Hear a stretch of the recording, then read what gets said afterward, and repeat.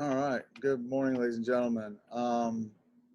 So I have had issues trying to get this stuff saved on Canvas. The videos were too long. Then I tried to do it on YouTube. The videos were too long. So now I'm going to try to do it here where I can sort of time the videos. These are the two coloring assignments. And what you see is I have my layers palette right here. And you'll see right here it's gray and white. That means there's a good chance that the image is in grayscale.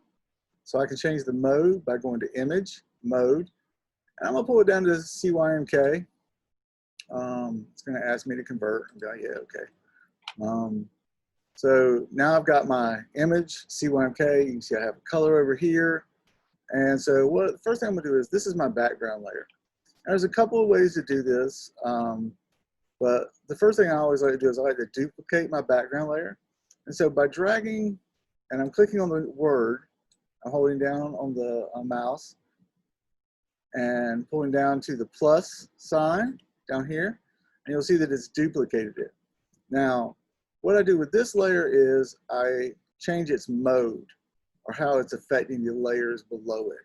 Because you have to think about layers as moving from bottom to top.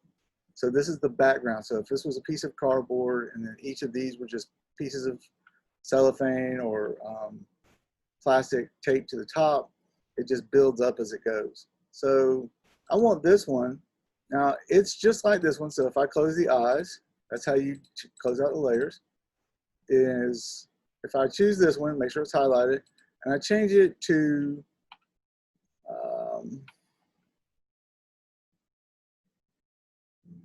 I'll say multiply. All right. See, I have opacity and have filled. These are things that I can do to the layers. I can lock layers and do that kind of thing. So right now I'm gonna go back, click here, and I'm going to make a new layer. Now you notice I'm just clicking the plus sign. I'm not dragging anything down to it. And what I get is a clear layer. Anytime that you look at Photoshop and you see you have these little gray and white dots, that indicates that you have a transparent layer. That means anywhere this gray and white is transparent. I have had a student in the past that tried to use the gray and white dots as part of his piece, but it doesn't really work that way. So now I have this layer selected. And then I'm going to, well, let's get off of web colors and get right here. And now, and what I did to do that, I just clicked on the foreground color. So your colors are set up so this is foreground, background. You can see that the foreground overlaps the background. I can default back to black and white just by clicking on that. Or I can flip between the two by clicking on those. All right, I'm gonna go back here and I'm going to select like a red. Boom, just like that. So now I'll go back to this layer. I have my red, I have my transparent layer, and I'm gonna use the magic wand tool. Now in Photoshop, anytime that you're using a tool, you can see the tool here in the little tool palette. You can pull the tool palette out and move it down if it helps you. And anywhere you see a little arrow next to the tool in the tool window, you'll see that like the magnifying glass does not have one, but the rest of them seem to. And that means that if I click and hold, there's other tools underneath. So if you don't see the magic wand tool, you can always click and pull down the little tab windows and see until you find it. So I've got the magic wand tool. And the reason why I say you want to jump back to this one is because you have to select an area. Now, whenever you're using a tool in Photoshop, this bar up here changes. So if I go to this tool, you'll see this bar changes. If I see this tool, this changes. This allows you to make adjustments to the tool that you're using. So right now mine has a tolerance of 12 and it's point sample. So wherever I click, it's going to select that color plus 12 lighter or darker of the same hue. Remember in 2D design, we talk about hue, and shade, and tints. And so it's looking for 12 shades and 12 tints of the same hue. So I'm gonna click right here, and you'll see that I get Dancing Ants. Now, I can go through and then go back up here and fill, come back and go and back and forth, back and forth. And I will some, but I wanna try to get as much of in one trip as I can. So I'm gonna hold down the Shift key. So if you look, there's the magic wand right here in the middle of this thing. I hold down the Shift key and I get a little plus sign. That means this area is selected, and if I click, I get another area, another area, another area. This way I don't have to keep moving around, but I do hold the shift key down the whole time. Whoops, I kind of missed. All right. You can get this same effect by going up here and clicking here. Then you don't have to hold the shift key down. Remember what I said, these up here. Now, if I get something, let's say I click here and I'm like, oh, I didn't mean to do that. This little button gives me the minus tool and I subtract. Or if I'm here and I've got the plus tool with the shift key, I get the minus with the option.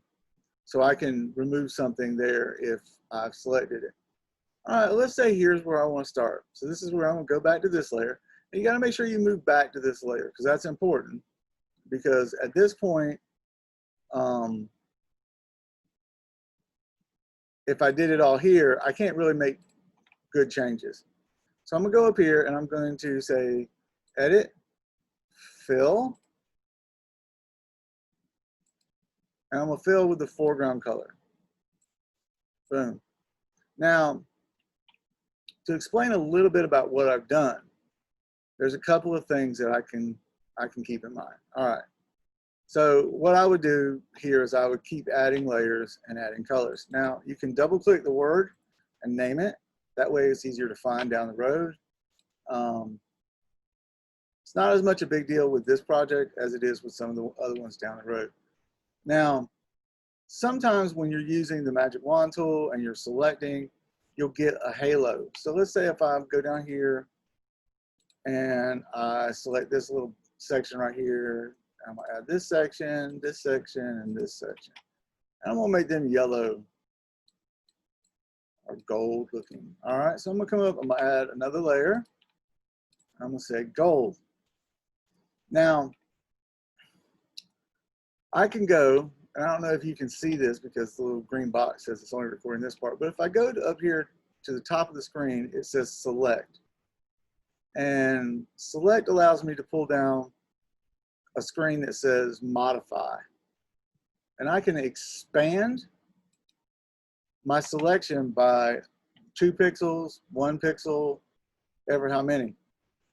So if I expand it slightly, what it's going to do is it's going to grow the space a little bit. Now that keeps it from getting that little pixel halo effect around things. Like you might get in here if you don't get all the pixels. Now this layer right there is keeping it from being obvious because what I've done is this layer covers with like a sheet of the original print back over the top so it fills in any spaces. So I'm gonna go here to gold, edit, fill, and again I don't think it's recording my top bar, so I might need to work on that. Foreground color, say okay. So this is now gold. Now I could always go back and forth and keep making things as far as this goes until it's all full. What I'm looking for in this project is figuring out using color theory, what works, complementary colors. I want you to really think about that as far as this piece goes. And you'll just continue adding layers and adding colors. And I know it seems like busy, but the idea is if you do it enough, you get used to the ideas. You're going to make mistakes. That's okay. I still make mistakes. I still try to do things on the wrong layers. And that's when I have to stop and go, okay, what am I doing wrong? And it lets me go back. So this is how you do the coloring book page. All right, that's all there is to that.